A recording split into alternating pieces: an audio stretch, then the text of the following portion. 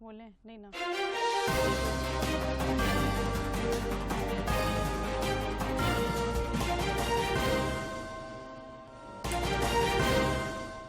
लोकसभा के 5वें चरण के चुनाव का आज शाम थम जाएगा प्रचार। झारखंड के 3 सीटों चतरा, हजारीबाग और कोडरमा के लिए 20 मई को डाले जाएंगे वोट।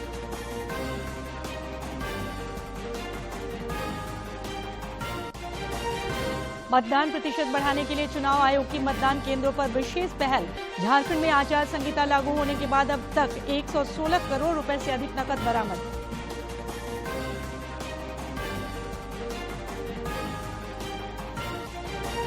झामुमो विधायक लोबिन हेम्ब्रम और सीता सोरेन 6 वर्षों के लिए निष्कासित। लोबिन हेम्ब्रम राजमहल से निर्दलीय लड़ रहे चुनाव। सीता सोरेन पार्टी छोड़कर भाजपा में हुई थी शामिल।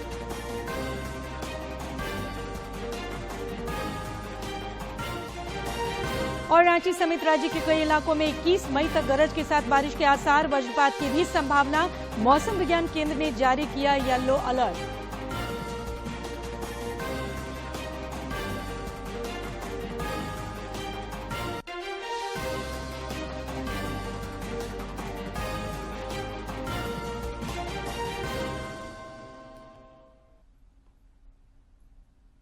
नमस्कार, खबरें झारखंड में आपका स्वागत है।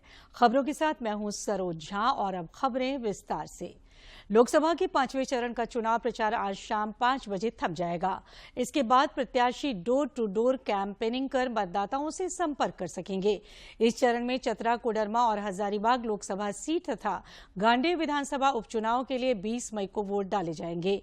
इन 3 सीटों के लिए होने वाले चुनाव को लेकर सुदूर इलाकों में स्थित मतदान केंद्रों के लिए मतदान सामग्रियों के साथ पोलिंग पार्टियों को आज रवाना किया जाएगा। ऐसे में आज शाम करीब 5 बजे चुनाव प्रचार का जो शोर है वो थम जाएगा। बता दें कि 5वें चरण में 8 राज्यों और केंद्र शासित प्रदेशों के कुल 49 सीटों पर मतदान होना है।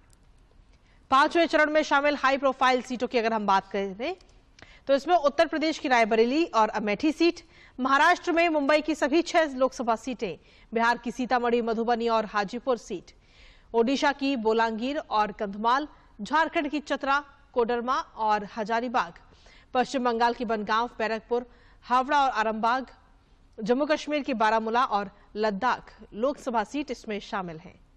इस चरण में राहुल गांधी से लेकर स्मृति ईरानी, राजनाथ सिंह, पीयूष गोयल, रोहिणी आचार्य और चिराग पासवान जैसे कई दिग्गज नेताओं की किस्मत दांव पर है।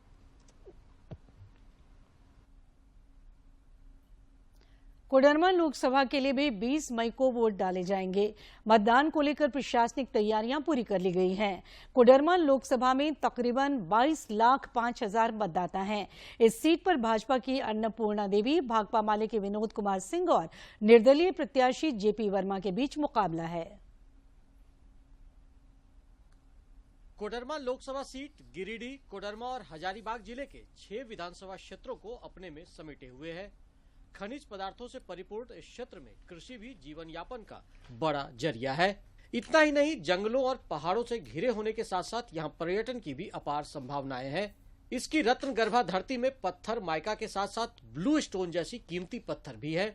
इसके बावजूद यहाँ बेहतर शिक्षा, रोजगार और उद्योग धंधों का इंतजार है ताकि पलायन पर रोक लग सके। कोडरमा लोकसभा चुनाव में हम लोग वोटिंग कर रहे हैं विकास का मुद्दा को लगते हुए, विकास के हित में हम लोग वोटिंग कर रहे हैं। कोडरमा क्षेत्र में विकास का मुद्दा, हर चीज का मुद्दा लेके हम लोग इस बार वोटिंग करेंगे। कोडरमा लोकसभा सीट आमतौर पर भाजपा की पारंपरिक सीट रही है। वर्ष 1977 में अस्तित्व में आई सीट पर सर्वाधिक 5 बार सांसद रहने का सौभाग्य स्वर्गीय रीतलाल प्रसाद वर्मा को जाता है।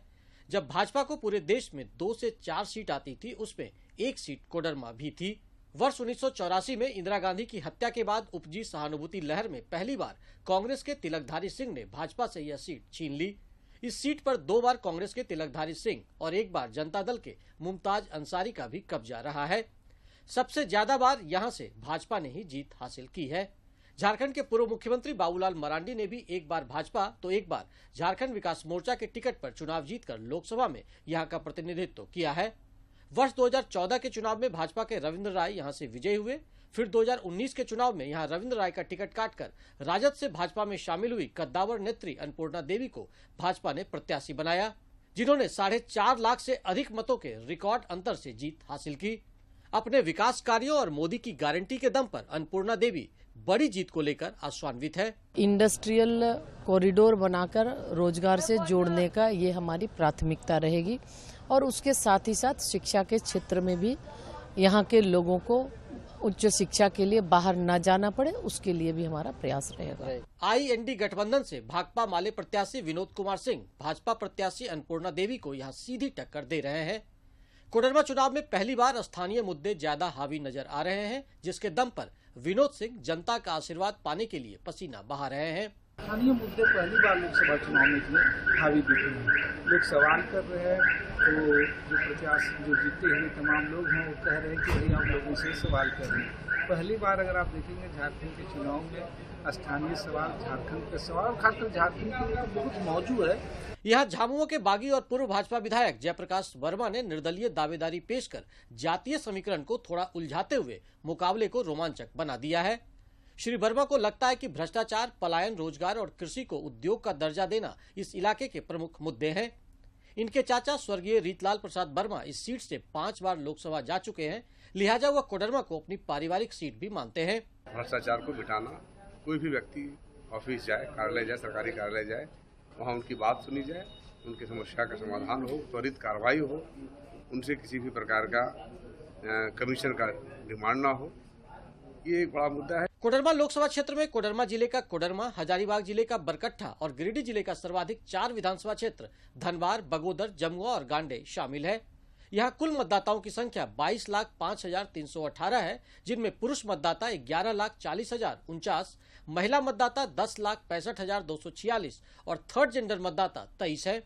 5वें चरण में 20 मई को 2,552 मतदान केंद्रों पर प्रत्याशियों के भाग्य का फैसला कोडरमा के मतदाता करेंगे। सिर्फ कोडरमा पार्लियामेंट्री कंस्टिट्यूंसी नहीं, बल्कि हमारे झारखंड की ओवरऑल वोटिंग परसेंटेज को बढ़ाने के लिए गिरिडीह के जो मतदाता हैं, चाहे वो 5 कोडरमा पार्लियामेंट्री कंस्टिट्यूंसी को बिलोंग करते हो या बरकट्टा, हजारीबाग के या 19 कोडरमा AC के मतदाता हैं, वो ज्यादा से ज्यादा वोटर टर्नआउट करें। वर्तमान में जमुआ, धनबार और कोडरमा विधानसभा पर भाजपा, जबकि बगोदर में भाकपा माले, बरकट्ठा में निर्दलीय और गांडे पर झामुमो, जहां फिलहाल उपचुनाव हो रहा है, का कब्जा है। अबरख नगरी के इस संसदीय क्षेत्र का भाजपा ने अब तक 8 बार संसद में प्रतिनिधित्व किया है। इलाके में विकास के अनगिनत काम तो हुए हैं, लेकिन अब भी यहाँ की जनता को अबरख नगरी के चमकने का इंतजार है, ताकि फरमाइशी गानों के लिए देश दुनिया में प्रसिद्ध या झुमरी तुलैया विकास के दम पर भी देश में झूमने को तैयार हो। दूरदर्शन समाचार के लिए गिरिडीह से रमेश प्रभाकर के साथ मैं दिवाकर कुमार। लोकसभा चुनाव के शेष चरणों के लिए चुनाव प्रचार चरम पर है। विभिन्न राजनीतिक दलों के शीर्ष नेता देश के विभिन्न हिस्सों में जनसभाएं कर रहे हैं। प्रधानमंत्री नरेंद्र मोदी का चुनाव प्रचार अभियान तेज गति से जारी है और इसी क्रम में आज प्रधानमंत्री दोपहर बाद 3 जनसभाओं को संबोधित करेंगे। आज दोपहर हरियाणा के अंबाला में जनसभा करने के बाद प्रधानमंत्री सोनीपत में जनसभा करेंगे। अंबाला में प्रधानमंत्री भाजपा प्रत्याशी बंतो कटारिया के लिए चुनाव प्रचार करेंगे। यहां कांग्रेस पार्टी से वरुण चौधरी और इंडियन नेशनल लोकदल से गुरप्रीत सिंह चुनावी मैदान में हैं। वहीं सोनीपत में प्रधानमंत्री भाजपा प्रत्याशी मोहन लाल बड़ौली के समर्थन में जनसभा को संबोधित करेंगे। सोनीपत में बीजेपी का मुकाबला कांग्रेस के सतपाल ब्रह्मचारी से हो रहा है। उधर इंडी गठबंधन के वरिष्ठ नेताओं का भी धुआंधार चुनावी प्रचार जारी है। कांग्रेस के वरिष्ठ नेता राहुल गांधी आज कई चुनावी जनसभाओं को संबोधित करेंगे।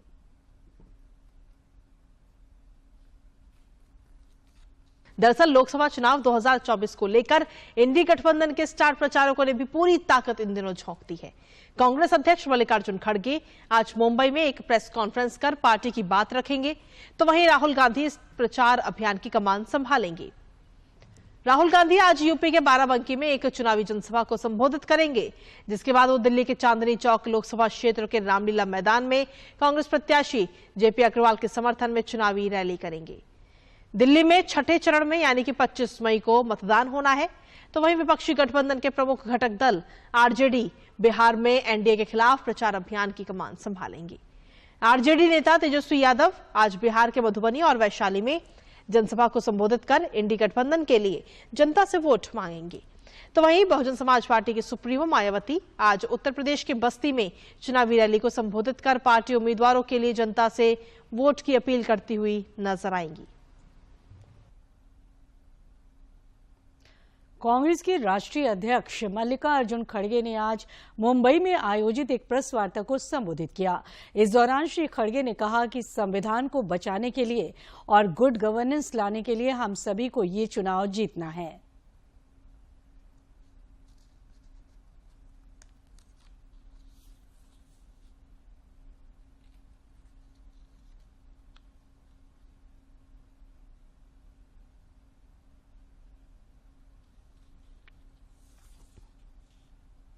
ये जनता की लड़ाई खुद जनता लड़ रही है उनके खिलाफ, और इस लड़ाई में जनता जीतेगी और इनके जो कारनामे हैं उसके ऊपर अभी लोग बहुत नाराज हैं और यहां तक कि डेमोक्रेसी की बात बार बार वो करते हैं, लेकिन डेमोक्रेसी के तहत नहीं चलते। राज्यसभा सांसद और भाजपा के पूर्व प्रदेश अध्यक्ष दीपक प्रकाश ने कांग्रेस और झामुमो सरकार पर हमला बोला है। जमशेदपुर में पत्रकारों से बातचीत करते हुए उन्होंने कहा कि कांग्रेस तुष्टीकरण की राजनीति कर रही है और झामुमो उसका साथ दे रहा है। इन दोनों पार्टियों के बारे में जनता जान चुकी है और इस चुनाव में उसे सबक सिखाएगी। उन्होंने कहा कि कांग्रेस ने कर्नाटक में आदिवासियों, दलितों और पिछड़ी जातियों का आरक्षण छीनने का काम किया है।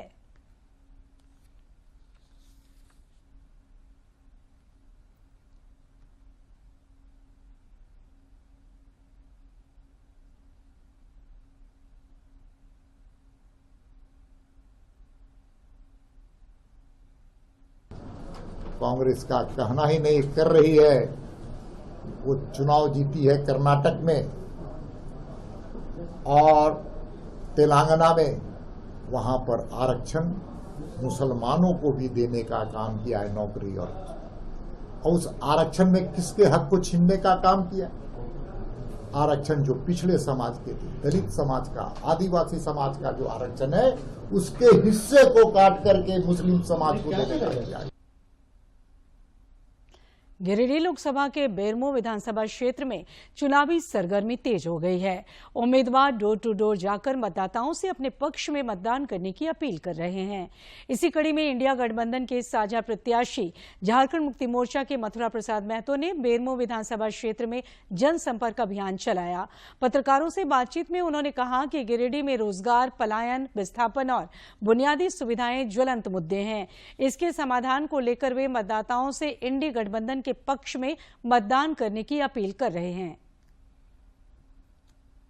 आम पब्लिक से हम अपील करते हैं कि केंद्र में बैठे तानाशाह सरकार को आप हटाएं। वोट के माध्यम से लोकतंत्र में सबसे बड़ा अधिकार है लोकतंत्र में। इस अधिकार को बचाने के लिए जनता वोट करे इंडिया गठबंधन के लोगों को। हमारा जो मुद्दा है वो मुद्दा बिल्कुल साफ है। भारतीय जनता पार्टी के विधि प्रकोष्ठ ने बोकारो के उपायुक्त सह जिला निर्वाचन पदाधिकारी और अनुमंडल पदाधिकारी को हटाने की मांग की है। इस सिलसिले में प्रकोष्ठ के एक प्रतिनिधि मंडल ने राज्य के मुख्य निर्वाचन पदाधिकारी के रवि कुमार से मुलाकात कर ज्ञापन सौंपा। प्रतिनिधि मंडल में सुधीर श्रीवास्तव, न्यायिक मामले के उप प्रमुख प्रकाश झा, ज्योति आनंद, अनुराधा मोदी और विपिन कुमार शामिल थे। संथाल की चुनावी समर का परिदृश्य साफ हो गया है। नाम वापसी के साथ उम्मीदवारों के बीच चुनाव चिन्ह भी आवंटित कर दिए गए हैं। संसदीय चुनाव के सिलसिले में दुमका, राजमहल और गोड्डा लोकसभा क्षेत्र में आगामी 1 जून को मतदान होगा, जबकि देश के अन्य क्षेत्रों के साथ ही इन तीनों संसदीय क्षेत्र की मतगणना कराई जाएगी। राज्य के मुख्य निर्वाचन पदाधिकारी के रवि कुमार ने बताया कि नाम वापसी के बाद इन 3 सीटों के लिए कुल 52 प्रत्याशी चुनावी मैदान में हैं। लोकसभा इलेक्शन का कितना नॉमिनेशन प्रोसेस है, सभी फेसेस को कंप्लीट हो चुका है। अभी पहले भी एक बार बात हुई थी, वो झारखंड में कितना कैंडिडेट का संख्या बढ़ते जा रही है कैसा करके। 2014 में 240 कैंडिडेट था, वो 2019 में वो कट के 229 था, अभी बढ़ के 244 कैंडिडेट हुआ। 2024 में एक ही है, हम लोग पहले बार हम लोग एक ट्रांसजेंडर कैंडिडेट भी अपने नॉमिनेशन फाइल किया धनबाद में। अभी तक उसमें हम लोग 2024 में 212 मेल है, 31 फीमेल है, एक ट्रांसजेंडर है, मिलाकर 244 है अभी आपका 2024 में टोटल कैंडिडेट में। लोकसभा चुनाव में मतदान का प्रतिशत बढ़ाने के लिए एक बार में 3 मतदाताओं को वोट डालने के लिए बूथ के अंदर जाने की अनुमति दी जा रही है। राज्य के मुख्य निर्वाचन पदाधिकारी के रवि कुमार ने ये जानकारी देते हुए कहा कि चुनाव आयोग का फोकस मतदान का प्रतिशत बढ़ाने पर है, इसलिए मतदाताओं को जागरूक करने के साथ साथ उन्हें बूथों तक ले जाने के लिए मोबिलाइजेशन पर जोर दिया जा रहा है। मतदाताओं को वोट डालने के लिए लाइन में काफी देर तक खड़ा नहीं रहना पड़े, इसके लिए 1200 से अधिक मतदाता वाले बूथों पर एक अतिरिक्त मतदान कर्मी की तैनाती की गई है। उन्होंने बताया कि झारखंड में चुनाव आचार संहिता लागू होने के बाद अब तक वाहन चेकिंग के दौरान 116 करोड़ 75 लाख रुपए जब्त किए गए हैं। वोटर से मेरे को एक ही अनुरोध है, आप बूथ आइए, अच्छा लगेगी। उसमें आपका एक ही करना है, आपका वो सीरियल नंबर का नोट कर करें।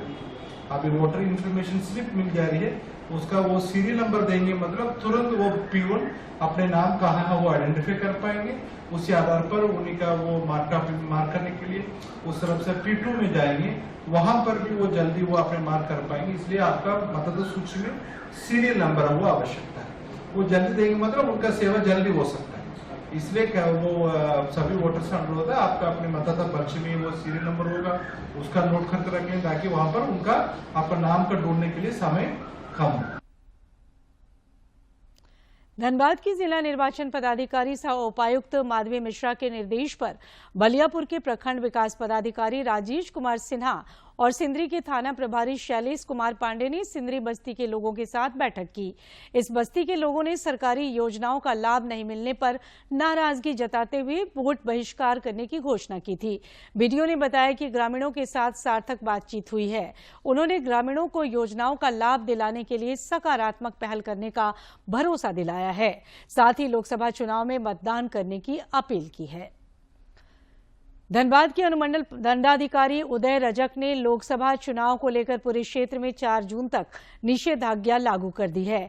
इस संबंध में उन्होंने कहा कि आदर्श आचार संहिता को प्रभावी बनाने और विधि व्यवस्था बनाए रखने के लिए चुनाव प्रक्रिया संपन्न होने तक निषेधाज्ञा लागू की गई है। इस दौरान 5 या उससे अधिक व्यक्तियों के एक जगह जमा होने और हथियार के साथ चलने पर प्रतिबंध रहेगा। साथ ही बिना अनुमति के किसी प्रकार की बैठक, धरना प्रदर्शन या जनसभा करने पर भी प्रतिबंध लगाया गया है। पूर्वी सिंहभूम जिले के सुंदरनगर थाना क्षेत्र के चेरूगोड़ा जंगल में अवैध रूप से संचालित 3 देसी शराब की भट्टी को आबकारी विभाग ने नष्ट कर दिया। इस दौरान शराब बनाने के उपकरण और 200 किलो जावा महुआ भी बरामद कर नष्ट कर दिया है। ये कार्रवाई जमशेदपुर लोकसभा चुनाव को देखते हुए की गई है।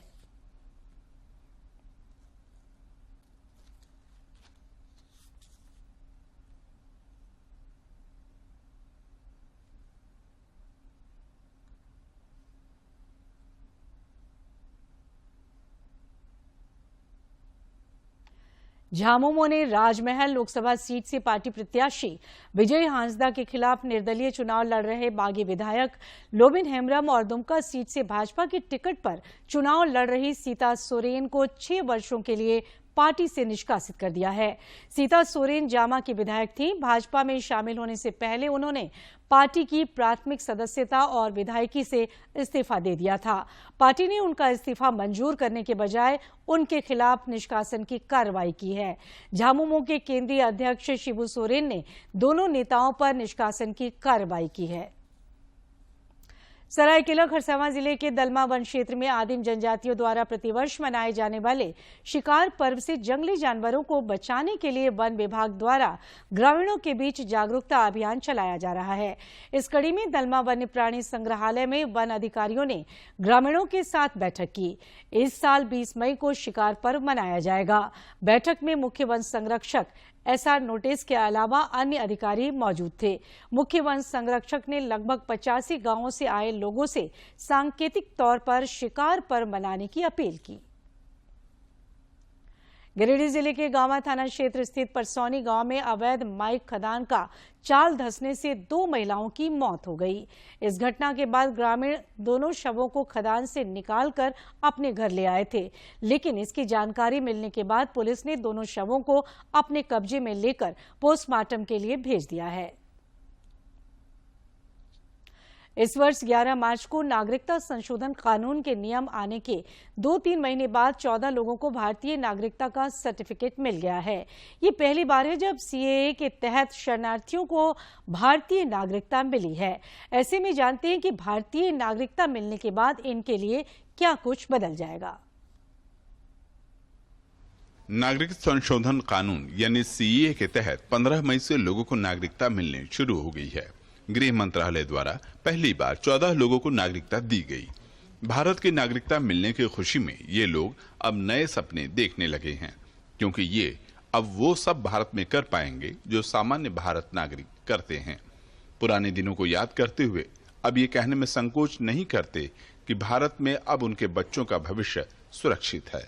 हालांकि सीएए कानून के तहत नागरिकता मिलने की प्रक्रिया को वे बहुत सरल बताते हैं और कहते हैं कि इस पूरी प्रक्रिया में कागजी कार्रवाई बेहद आसान रही। मोदी जी ने बताया था कि हम नागरिकता देंगे, जो पाकिस्तान हो चाहे कहीं से भी आए हुए हिंदू शरणार्थी, उनको हम नागरिकता देंगे। जब उन्होंने जैसे एक बार बोल दिया तो उन्होंने उसका फैसला हमें नागरिकता देके उन्होंने बहुत अच्छा किया और भारत माता को भी बहुत हमारा प्रणाम है। बिल्कुल इजी है। सीए का ऐप आ रहा है, ऐप आप डाउनलोड कर लो। उसके अंदर आप जो है अपना जो है पासपोर्ट, जो फादर नेम, मदर नेम जो भी हैं वो आप डाल लो कि आप कहाँ से आए हो, कौन सी नेशनलिटी थी, कुछ भी नहीं है। बिल्कुल इजी प्रोसेस है। सर मैंने अप्लाई कर लिया, मेरा डॉक्यूमेंट्स फाइनल स्टेज में है। सीए कानून के तहत भारी संख्या में लोगों ने आवेदन दिया है। इनमें युवा भी हैं जो अपने बेहतर भविष्य यानी अच्छी पढ़ाई और नौकरी की उम्मीद लगाए बैठे हैं। इनका मानना है कि जिस प्रकार का रुख सरकार का रहा है उससे लगता है कि इन्हें भी बेहद जल्द नागरिकता मिल जाएगी और ये भारत में एक सामान्य जिंदगी जी पाएंगे। मैं पढ़ूंगी, सरकारी नौकरी लूंगी, जॉब के लिए अप्लाई करूंगी। तेजी से काम चल रहा है नागरिकता के लिए। अप्लाई सब पूरे मजनू टीले ने अप्लाई कर रखा है, तो धीरे धीरे काम चलेगा तो धीरे धीरे सबको नागरिकता दी जाएगी। गौरतलब है कि केंद्र सरकार ने 11 मार्च 2024 को सीए देश भर में लागू किया था। सीए के तहत 31 दिसंबर 2014 से पहले पाकिस्तान, बांग्लादेश, अफगानिस्तान से आए गैर मुस्लिम शरणार्थियों को नागरिकता देने का प्रावधान है। दरअसल 10 दिसंबर 2019 को citizenship amendment bill CAB Lok Sabha से और अगले दिन राज्यसभा से पारित हुआ था। 12 दिसंबर 2019 को राष्ट्रपति रामनाथ कोविंद से मंजूरी मिलने के बाद सीए कानून बन गया था। विक्रमजीत सिंह की रिपोर्ट, डीडी न्यूज। और अब देखते हैं फटाफट अंदाज में जिलों की खबरें।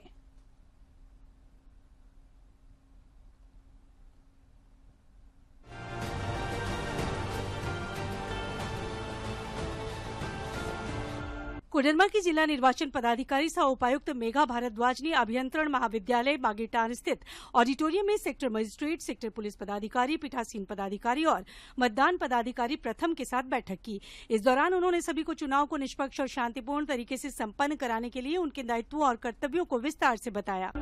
लोकसभा चुनाव को लेकर आगामी 20 मई को चतरा लोकसभा के लिए मतदान होना है। मतदान प्रतिशत में वृद्धि के लिए स्वीप अंतर्गत कई कार्यक्रमों का आयोजन किया जा रहा है। इसी क्रम में पलामू जिले के तरहसी में संध्या चौपाल का आयोजन किया गया। रांची लोकसभा संसदीय निर्वाचन क्षेत्र के व्यय प्रेक्षक वीरेंद्र कुमार सिंह ने अंतर राज्यीय सीमा पर स्थित चेक पोस्ट का निरीक्षण किया। उन्होंने मूरी पुरुलिया चेक पोस्ट एवं गोला सिल्ली चेक पोस्ट का निरीक्षण करते हुए प्रतिनियुक्त एसएसटी एवं पुलिस पदाधिकारियों को आवश्यक दिशा निर्देश दिए। धनबाद के उपायुक्त माधवी मिश्रा के निर्देश पर जिले में खनिज संपदा के अवैध खनन, भंडारण और परिवहन के विरुद्ध कार्रवाई करते हुए खनन टास्क फोर्स ने बिना परिवहन चालान के खनिज को लेकर परिवहन करते 5 वाहनों को जब्त कर लिया। दुमका नगर थाना क्षेत्र के मोरटंगा मोहल्ले में दहेज के लिए दामाद ने ससुर की रॉड से वार कर हत्या कर दी। पुलिस ने मृतक के बेटे की शिकायत पर आरोपी और उसके परिवार वालों के खिलाफ हत्या का मामला दर्ज कर आरोपी दामाद और उसके माता पिता को गिरफ्तार कर न्यायिक हिरासत में जेल भेज दिया। रांची रेलवे स्टेशन से चोरी हुआ बच्चा को पुलिस ने उड़ीसा से बरामद कर लिया है। सूत्रों से मिली जानकारी के अनुसार पुलिस को यह पता चला है कि कटक में कुछ बच्चा चोर गिरोह सक्रिय हैं और वो बिहार, झारखंड और बंगाल जैसे राज्यों से बच्चा चोरी करते हैं। इस मामले में एक महिला सहित 6 लोगों को गिरफ्तार किया गया है। पलामू जिले के रामगढ़ थाना क्षेत्र में शौच के लिए घर से बाहर निकले एक नाबालिग लड़की से 6 युवकों ने सामूहिक दुष्कर्म किया और मौके से फरार हो गए। पीड़िता द्वारा मामला दर्ज कराते ही पुलिस सक्रिय हुई और तत्काल कार्रवाई करते हुए 4 आरोपियों को गिरफ्तार कर लिया है। 2 आरोपी फरार हैं। खूंटी जिले के तोरपा प्रखंड के ग्रामीण इलाकों में जंगली हाथियों का आतंक थमने का नाम नहीं ले रहा है। प्रखंड की बारकुली पंचायत के मनमनी गांव में जंगली हाथियों की झुंड ने फसलों को रौंद कर बर्बाद कर दिया। घटना की जानकारी मिलने के बाद स्थानीय विधायक ने जायजा लिया। खूंटी जिले के रनिया थाना अंतर्गत ग्राम भीमा टोली में अपने घर के समीप स्थित कुएं में गिरने से एक युवती की मौत हो गई। जानकारी के अनुसार युवती कुएं में पानी भरने गई थी, लेकिन फिर वापस घर नहीं लौटी। काफी देर तक घर नहीं लौटने पर स्वजन उसे ढूंढने निकले, तब कुएं से युवती का शव बरामद किया गया। एनटीपीसी कोयला खनन मुख्यालय ने स्वच्छता पखवाड़ा के तहत स्कूली बच्चों के लिए विषयगत पेंटिंग प्रतियोगिता और कर्मचारियों द्वारा स्वच्छता अभियान का आयोजन किया। पेंटिंग प्रतियोगिता की शुरुआत से पहले स्कूली बच्चों ने स्वच्छता को बढ़ावा देने के लिए स्वेच्छा से 1 वर्ष में 100 घंटे और सप्ताह में कम से कम 2 घंटे का समय समर्पित करने की शपथ ली।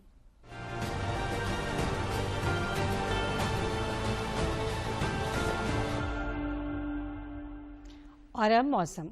राजधानी रांची समेत राज्य के कई इलाकों में आगामी 21 मई तक गरज के साथ बारिश होने की संभावना है। इसे लेकर मौसम विज्ञान केंद्र ने येलो अलर्ट जारी किया है। इस दौरान 30 से 40 किलोमीटर प्रति घंटे की गति से तेज हवा भी चलेगी। मौसम केंद्र के अनुसार 20 और 21 मई को राज्य के संताल परगना, कोयलांचल और राजधानी रांची के आसपास कई स्थानों पर गरज के साथ बारिश हो सकती है। केंद्र के अनुसार आज से 20 मई तक पलामू प्रमंडल के साथ साथ हजारीबाग, कोडरमा, देवघर और गिरिडीह में लू भी चल सकती है।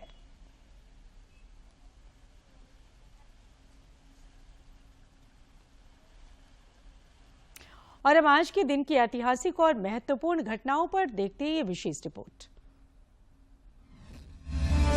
18 मई वर्ष 1682 में शाहूजी प्रथम का जन्म महाराष्ट्र के मानगांव में हुआ। वे छत्रपति शिवाजी महाराज के पौत्र और संभाजी के पुत्र थे। वे छत्रपति शाहूजी महाराज के नाम से प्रसिद्ध थे। शाहूजी अपने दादा शिवाजी द्वारा स्थापित मराठा साम्राज्य के 5वें छत्रपति थे। शाहूजी के शासनकाल में मराठा शक्ति और प्रभाव भारतीय उपमहाद्वीप के सभी कोनों तक फैला। उनके मंत्रियों और पेशवाओं के नेतृत्व में मराठा साम्राज्य ने एक समृद्ध और मजबूत मराठा साम्राज्य की नींव रखी। 18 मई वर्ष 1974 में भारत ने अपना पहला भूमिगत परमाणु परीक्षण किया था।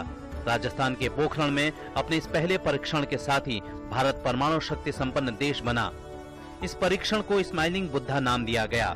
वर्ष 1972 में Bhabha atomic research centre BARC का दौरा करते हुए तत्कालीन प्रधानमंत्री इंदिरा गांधी ने वहां के वैज्ञानिकों को परमाणु परीक्षण के लिए संयंत्र बनाने की इजाजत दी थी। परीक्षण के पहले दिन से ही इस ऑपरेशन को गोपनीय रखा गया। इस ऑपरेशन की अगुवाई BARC के निदेशक डॉक्टर राजा रमन्ना ने की थी। उनकी टीम में डॉक्टर अब्दुल कलाम भी शामिल थे।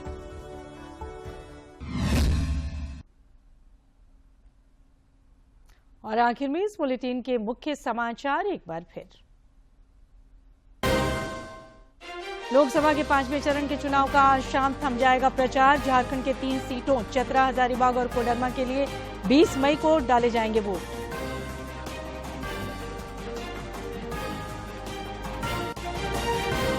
मतदान प्रतिशत बढ़ाने के लिए चुनाव आयोग की मतदान केंद्रों पर विशेष पहल। झारखंड में आचार संहिता लागू होने के बाद अब तक 116 करोड़ रुपए से अधिक नकद बरामद।